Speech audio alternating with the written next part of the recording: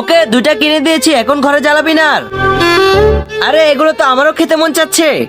এই নাও ভাইয়া, এখানে খেল, কোথাও যাস না। ওই আমাকে একটা দিবে। মা ও চাচ্ছে। এই আমি আমার বেটির জন্য কিনেছি, তোর জন্য কিনিনি, যা ভাগ এখান থেকে। বেটা চলে এসেছিস, তাড়াতাড়ি জামা বদলে নে, আমার সাথে জমিতে কাজ করতে যাবি। বাবা আমিও এরকম হাওয়াই মিঠাই খেতে চাই, আমাকে নিয়ে দাও। এই ফালতু জিনিসের জন্য আমার কাছে কোনো টাকা নেই, তোকে লেখাপড়া করে এটাই তো অনেক, যা ব্যাগ রেখে আয়। বেটা সবজি নেই, চল পাশে থেকে সবজি নিয়ে আসি। আরে ভাই সাহেব আমাকে কিছু সবজি দিয়ে দেন।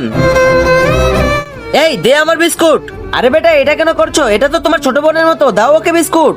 কিন্তু তার আগে তুমি যদি চাও তোমার মা জান্নাতে যাক, তাহলে ভিডিওটিতে লাইক করে চ্যানেলটি সাবস্ক্রাইব করে দাও। আর যদি চাও জাহান্নামে যাক, তাহলে কিছুই করতে হবে না, আর কমেন্টে মা লিখে যাও।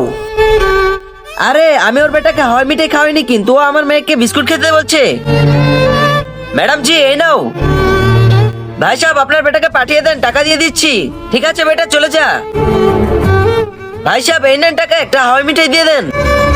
এই নাও বেটা।